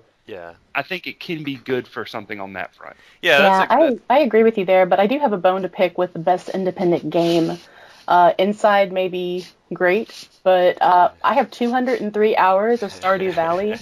Who has a problem with the fact that Stardew Valley didn't win? Yeah, Inside, I actually might be the highest rated game of the year from critics. I'm not sure. It's up there. Really? Yeah, its review average is like 93 or something insane. But yeah, but does Inside let you raise cows and turn their milk into cheese? And then it lets you pull the tail off a pig and then move it around and climb on it. But if that pig can't find me truffles to where I could make truffle oil and then sell it for an immense profit, so I'm not. The thing about the Game Awards, because like Will said, you know, the Oscars have, like, there's a certain amount of clout around the Oscars seen as, like, the big meaningful award show for films, and there are still your individual film critics, your Roger Eberts of the world, and See, literally the only film critic that anyone on this podcast it's the only one knows. I know, but I know there are a lot of other film critics. I'm just not tapped into that scene as hard as well. But like, there are still going to be the individual game awards from your Jim Sterlings or your Jeff Gerstmanns or whoever else. Jeff Keighley has been trying, arguably futilely, for like a decade plus to make the Oscars of video games. Like, this has been his baby for a long time, and like he very clearly wants to make that grand award show that matters. And like, the panel that votes for these awards are all pulled from those other things. Like, Jeff Gerstmann votes on these awards, like someone from IGN and from Kotaku and Polygon, and like people from these websites come together to vote on these. So like, it's kind of a consensus pick from quote unquote experts. So like, I mean, he's kind of doing the work to try and make that show. I just don't know if people in video games care as much. Right. Like, Blizzard won Game of the Year for Overwatch, but like, I doubt they care. Like, Overwatch is making bank. Like, what do they care if Jeff Keighley and crew say it's the best game of the year? They tweeted about it. Like, it is socially a positive thing for them. And I mean, we could talk about technicalities of game picking and all that all day long. There'll always be disagreements and stuff. And I think those disagreements are fun. Like, I think talking about this stuff is fun. Like, at the end of the day, I don't know how much it really matters, but it always makes for just fun discussion. Yeah, and that's kind of where I was going with, just with like, why did this stuff is like, one of the things that I personally enjoy every year, like that I get really excited about near the end of a calendar year, is listening to and reading all of the Game of the Year discussion and like. Yeah, like all of the debate, because like, for me, it's like, that's the entertainment to me. It's just seeing that debate and hearing that discussion. But I never take it too seriously, because in the end, it would drive you crazy. Well, exactly, because video games by their very nature are subjective. And like, I'm someone who, like Stephanie, I've put 1,000,000 hours into Stardew Valley. Like, I'll sit here and I'll say that Stardew Valley is my game of the year easily, and is definitely in the top 3 of my favorite games of all time. But I'm never going to make an argument that Stardew Valley is more culturally significant, at least in terms of video games, than some of the other mainstream releases that are talked about all over the place. But it's still fun to hear different people's opinions on that kind of stuff. So they gave Overwatch Game of the Year. I think that's fine. I think that it doesn't necessarily matter in terms of sales or in terms of a future development of games, but I think it's a perfectly fine pick. And so far as I'm aware, that's the first Game of the Year pick from a major video game source or publication to this point. Yeah. I've seen a few other minor ones, but yeah, this is, I think, the first really big one. Yeah. So anyway, that's kind of why it was newsworthy in our little section here. The only other note that we have about the Video Game Awards, and I hope someone's more educated on this than me, because I'm really not. Okay, good, because Nolan North won the award. He won the Nolan North Award for being Nolan North. He won the Northies. Yes, he won the Northies. Best performance, was that it? I actually don't know. I didn't. Yeah, he got best performance for he plays Nathan Drake in the Uncharted series, so he plays everything in every series. He is his own voice option for Saints Row 4. That's all that you really need to know about Nolan North. You can have male 1, male 2, male 3, Nolan North. Those are your options for Saints Row 4. Yep, such is the legacy of Nolan North. Yeah, he's pretty much been like one of the most like common voice actors in video games for a while. I mean, Troy Baker's kind of maybe right up there, or maybe even a little more than him in the past few years, but Nolan North's still pretty prevalent. Is it Elizabeth Hale is the female, or Jennifer Hale? Jennifer Hale, sorry. Yeah. Jennifer Hale and Nolan North, to me, are male and female voice number 1 for every video game ever. Pretty much. They were that way for a long time, and in a lot of ways still are. It kind of seems like this guy is like the Johnny Young Bosch for video games, because if anyone's familiar with Johnny Young Bosch, he does every male anime voice in a dub ever. So it kind of sounds like this guy is on par with that. Yeah, he does a lot. Anyway, Fowler, go ahead and tell us about his speech. Yeah, I don't know if anyone's familiar with SAG-AFTRA, which is the Screen Actors Guild, something, but it's the group that actors and voice actors, like, it's their union. But it had been an ongoing thing all year, like, if they were going to strike, because they didn't feel like they were getting their demands met, and specifically with video game companies. And they did end up striking some number of weeks ago. And Nolan North's, part of that group, of course. But I'm just going to read an excerpt of his speech. So, voice actors are on strike, and here he is winning a voice acting award. And the hashtag for a lot of the strike stuff was hashtag performance matters. So I was trying to say, like, voice actors, their performance matters to the game. They deserve more. So anyway, here's what he said. I'm going to go out on a limb. I want to thank a group of people at Naughty Dog, that's the developer of Uncharted. It's them as a whole. I'm hearing a lot of talk lately about how performance matters, and it does. The performance of every designer, every programmer, every artist, every hardworking, talented person at that office, that performance is so important. Their performance matters more than mine. That's important to understand in this day and age with all the talk going back and forth, because without their performance, my performance would not only not matter, it wouldn't exist. So just, I mean, as someone who is not aware of a lot of this stuff, to me, what you just read sounds like Nolan North telling the voice actors, "Hey guys, calm down. You're not as important as you think." Like that's what I get out of that. But I'm also not familiar with a lot of this. Yeah, that's what it sounds like at a surface read. I kind of think he didn't mean it quite that way. The main thing I think he was going for is to try and point out that there are a lot of people who work on games in a lot of different capacities. There are designers, programmers, artists, and so forth. And I think he was just trying to highlight that there are a lot of people who work really hard and potentially deserve more, not just voice actors. I feel like that's what he was going for, but you're absolutely right that the way he worded it sounded kind of like an attack on the voice actors for them to not freak out so much. But it was just a really, like, because I was watching this live, and like as he was sitting there talking, I'm like, wait, what is he trying to say here? Like, it was a really weird thing for him to get up and say that like that. So are you, and I know I'm kind of putting you on the spot here, Flex, are you aware of any reaction from the voice actors union or those voice actors in general, any reaction to that speech, or did it kind of come and go?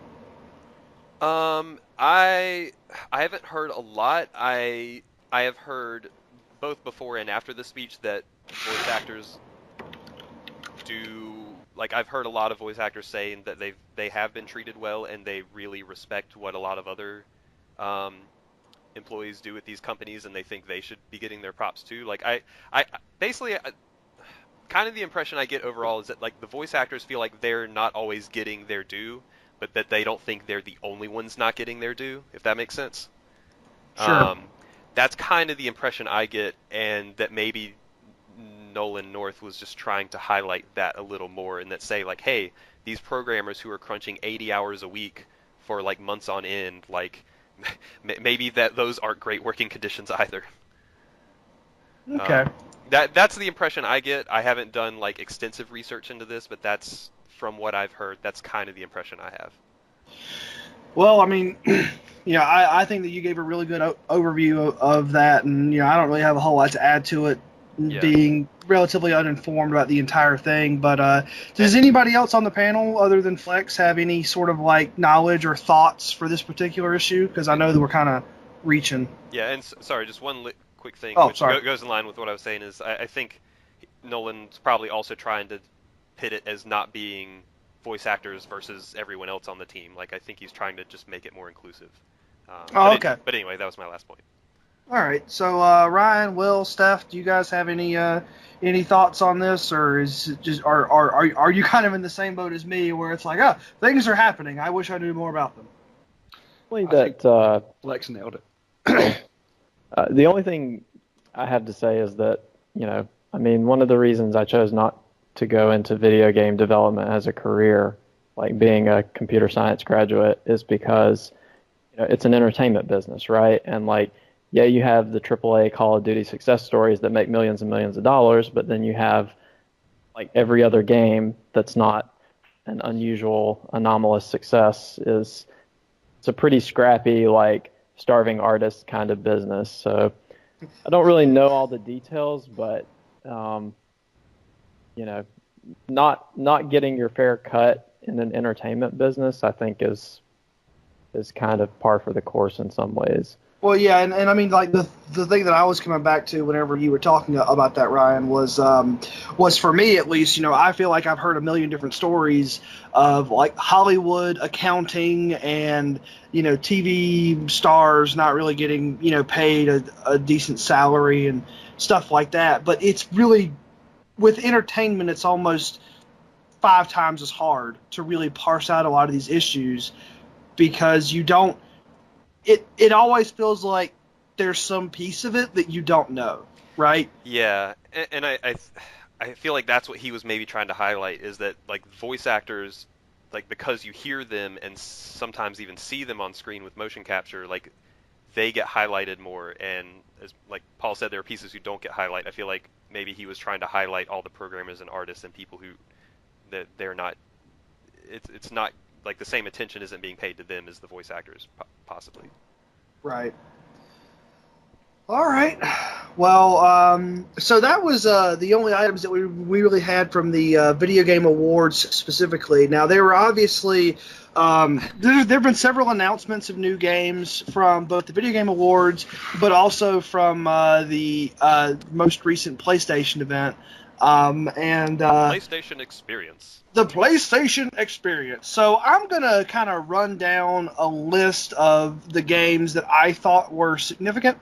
I'm going to hit a game, say a couple of words, see if you guys have anything to add, and then we'll just kind of keep moving down the list because there's a decent number of them. First thing that I've got written down is Guardians of the Galaxy, a Telltale game that was announced at PSX.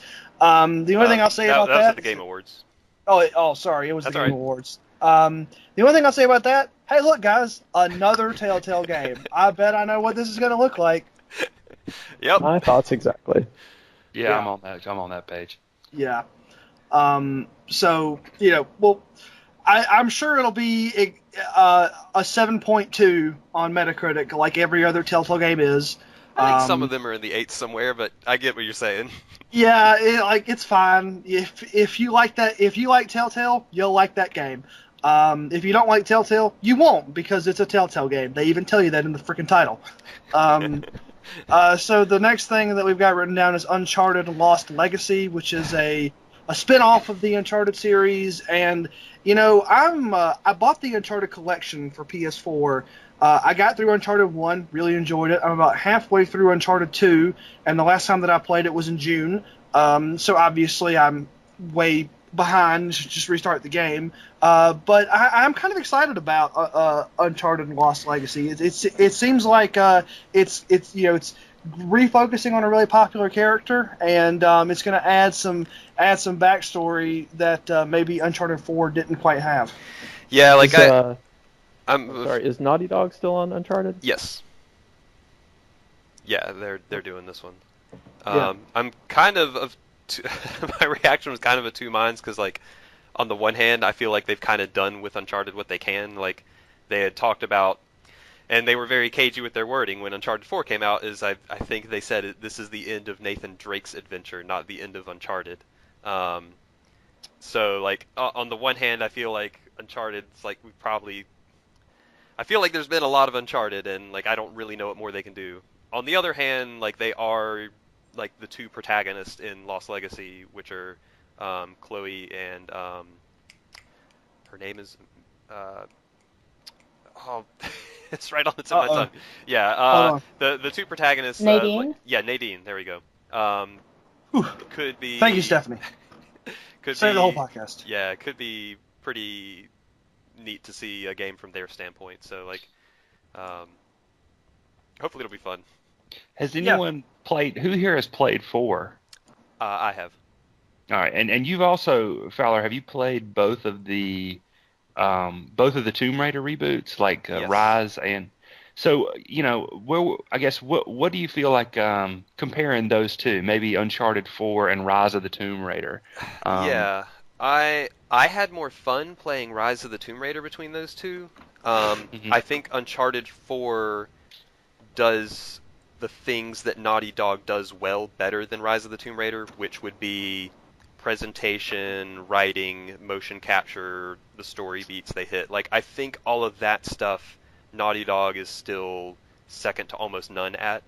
Mhm. You think of stuff like The Last of Us and Uncharted 4, like they're just really on top of making incredibly cinematic stories in video games. Mhm.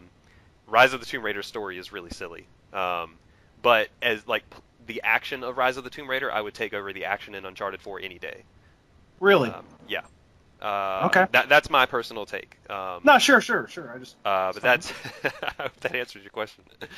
Okay. Yeah. Well, no, I think they're in some ways it seems like they're kind of treading a little bit similar ground. Although, it seems like there's a little bit more grit in the Tomb Raider and a little bit more, jovial, joking, in Uncharted. Yeah, the characters in Uncharted are definitely more fun. I think Tomb Raider brings more, like, there's just more to its mechanics. Like, Uncharted 4 is just very, very straightforward.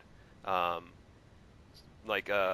Tomb Raider has bigger environments, more enemy variety. Like, you can craft stuff. Like, there's just more stuff to mess with in there. It's not like necessarily a huge difference, but like I think it's there's something a little more there to fiddle with. Right. Sure. But yeah, Thank you. I did like Uncharted 4 though. Yeah. All right. So I'm going to be mostly curious when Uncharted Lost Legacy comes out. The thing that I'm going to be most curious about is how compared to the main Uncharted series, does Uncharted Lost Legacy look more like a random spinoff that would come out on the PSP, or does it look more like one of the main series games and both review and sell as such? And I don't know that we really have an answer for that now. That's a great question. That's something that I'm going to be curious about, and I'm going to be watching, because in theory I like the Uncharted series a decent amount, but in practice I haven't made the time to actually play through those games the way that I wish I had. But we'll see where that goes. Yeah. The next game announcement that is I think pretty significant is The Last of Us 2. Also from Naughty Dog. Also from Naughty Dog. And so I just want to read something. It was from Neil Druckmann, is the video game director. He said that the first game was all about love, and the follow-up would be about hate. It's been confirmed that you will play as Ellie, the sort of like secondary / AI character from the first game.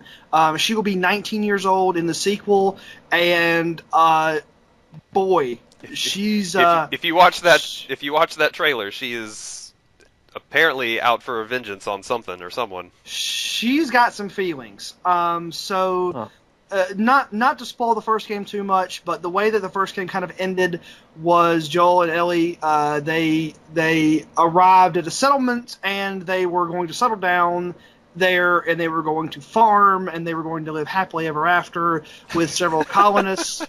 What game did you play? Well, let's just put it this way. I think he's confusing it with Stardew Valley. Of course.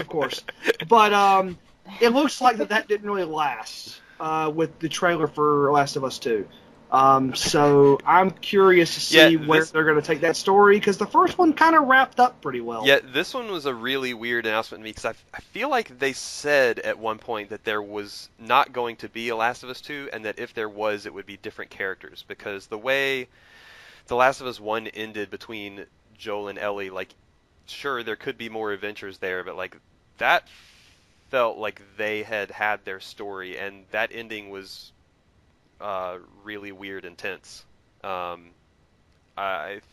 mean, they're going to have to address that ending at some point. I would have to imagine in the sequel, but I think that's a really curious route to take, is bringing those characters back, because like I felt like their story had been told. Well, I mean, and in a zombie apocalypse environment, and I think Last of Us, again, minor spoilers here, but touches on this as well. Things can change in an instant, right? Any of these settlements or people that you care about can like become zombies or be eaten by zombies, like in or fungus at any time, at any time. So it like the fact that they can do something more with that story doesn't surprise me, I guess. But like you said, the fact that they are reopening that door, and curious, and coming like the Uncharted and Lost Legacy and Last of Us 2, like both of those coming now, like it kind of, because both Uncharted 4 and The Last of Us, like they had hinted at not really doing direct follow-ups to those, so like both of them like wheeling out more games in those franchises almost at the same time almost feels like, hey, we're gonna do more of those things we did before, because that's easy. There's definitely a risk.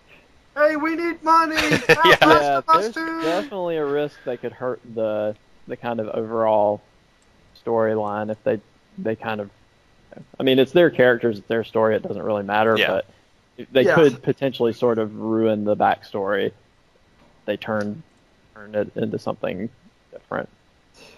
Yeah. So really, all that we have for that's a trailer. We'll see more about that here in the upcoming future. I had on here Knack 2, which I never played Knack 1. I watched the trailer for Knack 2, and I went, oh, it's like a platformer, puzzler, action-y kind of thing. But I don't know anything about Knack. So nobody in the world wants Knack 2, Mark Cerny. Oh, all right. I was going to ask someone more educated than me to speak up, and Mr. Flex just did. So this was the most hilarious thing that they announced Knack 2, because. All right. So here I'm just gonna stop. I'm gonna say I'm gonna mute my microphone. I'm gonna walk away from the computer for 90 seconds. And I'm gonna let you get all this anger out, and then when I come back. Oh, it's not anger. It's just bewilderment. Like.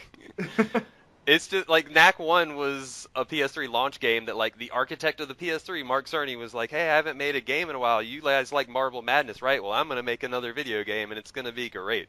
And then in it was PS4, right? Yeah, I'm sorry if I said it wrong. Yeah, it was a PS4 launch game, and he's the architect of the PS4. And then Knack comes out as a launch game for the PS4, and like, I don't know, its reviews were like 60s, 70s, like, oh, this is just a really average platformer.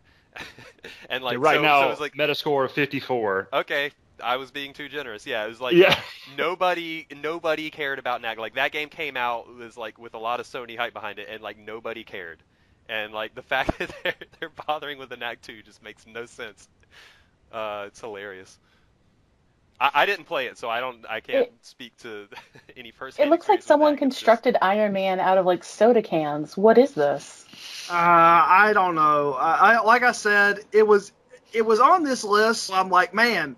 As a host, I should probably know at least something about this. So I went and like watched the YouTube trailer, and I went, "Huh, okay, it's a platforming thing." Everything I heard about it was like just the most rote, straightforward platformer ever, which like nobody in 2013 apparently wanted, as evidenced by that 54 review average. So like, maybe they'll do something different with Knack 2. Maybe they'll make it work. But like, I just can't believe anyone. I want to meet the person who's just like when they announced it, they're like, "Fuck yeah, Knack 2, let's do it." Alex Navarro, that person quote was on Twitter like, "Oh my god, I can't wait for Knack 2." So there you go. I guarantee you that was a giant ball of sarcasm coming from Alex Navarro. Well, beyond Knack 2, we'll see what that ends up doing. I'm not gonna play Knack 1. I'm not gonna play Knack 2. It simply is for me. The next thing that I am going to play is they've announced, and it's been known for a while, but we have our first trailer. Yeah, it was announced a while ago. Ni no Kuni 2, the trailer came out, and so good, so good. Stephanie's very excited for Ni no Kuni 2. So her and I both played the first Ni no Kuni for PS3. Flex, you played it too, right? Yep. Ryan, did you play Ni no Kuni 1 for PS3? I did not. Never got to it. So Ni no Kuni The first I like one. how you didn't even ask me. No, I know you didn't. Part of my job sitting in this chair is to know who to ask the questions to. And We'll that's not hit a puts question the for Will J in JRPGs. Hey, you'll notice there's no J in my name. The trailer for Ni no Kuni 2 came out. The art style is practically identical to the first one. Beautiful. And it's not what I would call a technical art style. You don't need a ton of horsepower to render the kind of stuff that they're doing in those games. The first game was exceptional in a dozen different ways. I am very excited for the second one. My only problem is I look at my gaming calendar and I go, oh God, when am I going to have time for Ni no Kuni 2? That's the only thing. I mean, it looks interesting. It looks like we have our same sort of mascot type character. I hope this one is also Welsh, as the same way the last one was. But yeah, they didn't have an actual release date. They just said it'll be out in 2017. I'm very excited about that game, and it looks very good. Well, circling back to something that you had asked me about earlier, Will, was how did Pokemon match up with other RPGs? I think if you took, a regular RPG and you mashed it together with a Pokemon, you would have something like a Ni no Kuni, because there are little creatures to capture and have fight for you. And it's amazing in that same aspect. Wouldn't you agree, Fowler? Yeah, I mean, I'm not the biggest Ni no Kuni fan in the world, but they did, you can see the influence of Pokemon, spreading into games like this. That just the act of capturing creatures and forming a party of them and getting them to work together.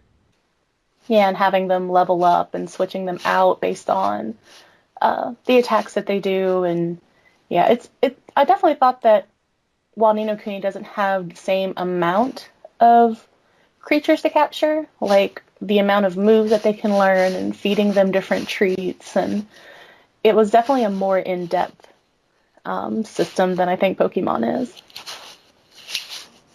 Oh, just wait until you get into competitive Pokemon. I don't think I'll ever get into competitive Pokemon. That's probably smart. Yep, I played a few yourself. Disgaea games, and I don't have that kind of time in my life. Yep. Go play Disgaea or The Witcher or 3 or 4 other games that are 90-hour-long RPGs. Yeah, I know Nate's not on the podcast today, but I think he would be squeeing right along with Stephanie. Yeah, but he said something in Flex. Maybe I heard it from you. Ni no Kuni was the Pokemon game that he always wanted. That was probably Nate. Yeah, and I felt the same way. Ni no Kuni, I did run into some limitations of the battle system when I got into the late game, but none of that really mattered because there's still a difficulty slider, and I could have turned it down if I really needed to. But no, you're so ridiculous with that. Hey, look, man, I'm just gonna power look, through that, this that's game. another topic for another podcast. But you and I need couple counseling on that because you're ridiculous with that. We'll have we'll have our bonus episode on difficulty sliders. Okay, well, if we do that, Will's got to be on the podcast because I know he agrees with me, and I'm going to need some backup. I'm not here for the challenge. I'm here to feel like a friggin' superhero. All right. So yeah, I'm excited about that. I don't know if there's really too much more to say about it at this point. Yeah. We heard about Ding Dong Dell in the trailer, which was a city in the first game, but a lot of the setting and a lot of the sort of stuff and things from the trailer seems to be decently different from the first game. So I'm curious to see where that goes. And then the last game that I've got here on the new game announcements list to talk about is Marvel vs. Capcom Super Mega Dragon Ball Z Edition. It's not actually called that. Sure. Marvel vs. Capcom Infinite is the official title. That's close enough. This is the Super Dragon Ball Infinite Z Edition. So Marvel vs. Capcom, a very popular fighting game franchise. They've been taking a break from this franchise because of licensing issues that mostly relate to the new Marvel Cinematic Universe. Nothing confirmed, but the the older Marvel vs. Capcom games had a lot of X-Men in them on the Marvel side. And the speculation for the new game is that there will not be any X-Men since Fox owns those movie rights. Yeah. But instead we'll focus on Marvel characters that we've all seen in the Marvel Cinematic Universe. Yeah, So I think they're really targeting like the Marvel Cinematic Universe, like art style and canon and that stuff. Like I think that's trying to tie into that. yeah, so we've seen Iron Man and Captain America already as confirmed characters on the Marvel side. I'm sure that we will see more characters that are directly from the Marvel Cinematic Universe. I don't know what the fighting game community consensus is on Marvel vs. Capcom in terms of how that ranks with various other fighting games, but that series is one of the larger ones that does have sort of an esports side to it. So that's what makes that rather interesting. We'll see if the fighting game community at large shifts towards it or stays where they currently are, which I think is Marvel vs. Capcom 3 is what most of that community is centered around now. Yeah, I mean, I haven't been huge. Like, I used to be into the fighting game scene, like, back in the day. Like, I'm pretty irrelevant now with what I know. But I do know when I watched the trailer, like, this uses the Unreal Engine 4, and I don't think the graphics were very great. I was really disappointed with what I saw. I think their faces looked weird. And while there was like some clothing and aspects that moved in a really cool way, as soon as you got to any kind of human characteristics, it looked lifeless to me. That's going to be interesting to see. It's been a long time since we've had,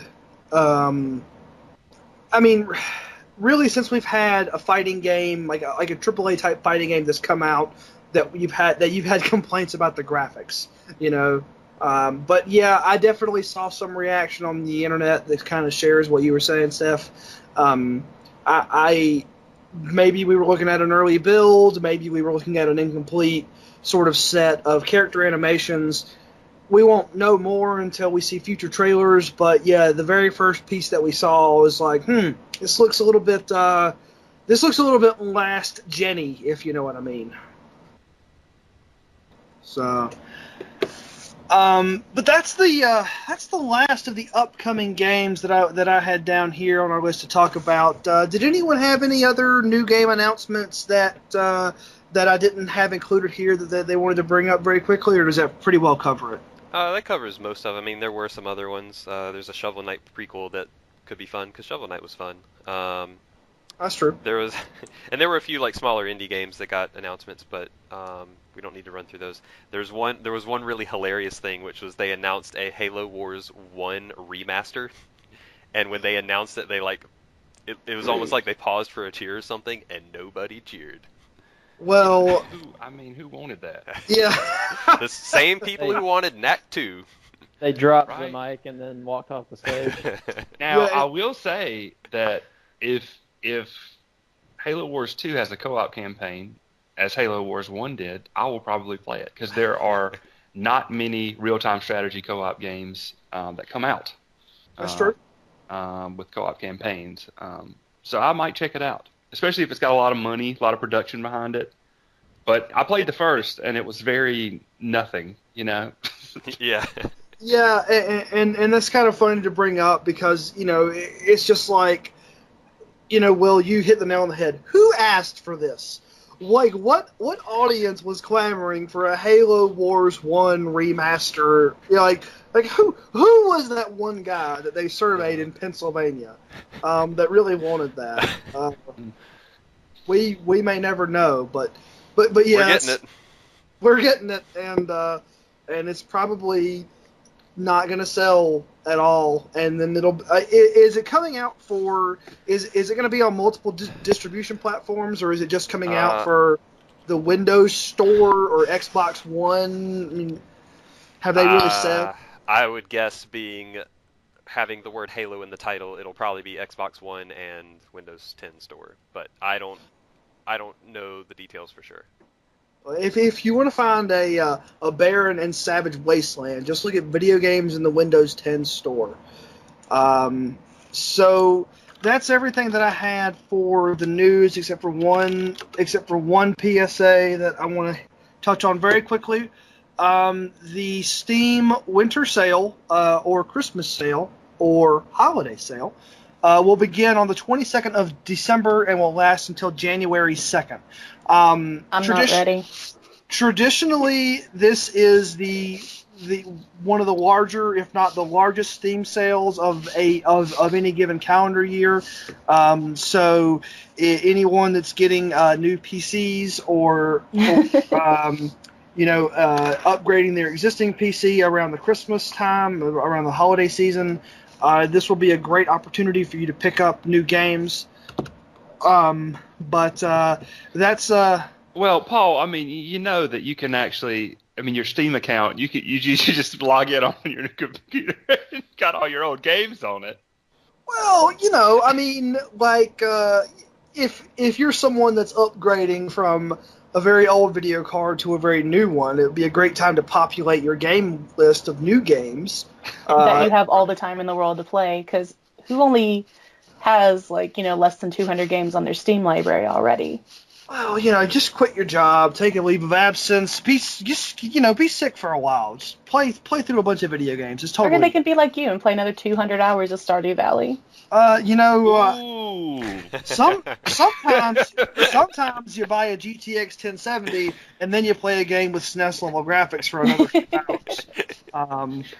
I don't have an answer for you. It just kind of happened. But anyway, that's going to wrap up our news segment. We're going to throw it around to the panel and see what everyone's kind of planning on playing for the next couple of weeks until we can all reconvene. So, Mr. Flex, I'll start with you. What is on your list of games that you're going to try and burn through or try to play here in the next 2 weeks? I will burn through them all. I've been poking at Picross 3D Round 2. That game's Picross, which means it's awesome. I just started Pokemon Moon. I put about an hour into that. I got my Poplio, ready to rock. And the other game I would like to try and get to soonish is, which I picked up in the Thanksgiving sale, is Quadrilateral Cowboy, which is like a programming puzzle game. Awesome name. Yeah, it is a pretty baller name. Quadrilateral Cowboy. Rolls off the tongue. Yeah, it's like a programming themed puzzle game. Seems all right. Ryan, what have you got on your plate for the next couple of weeks? I know holidays are coming up, but what are you going to try and focus on?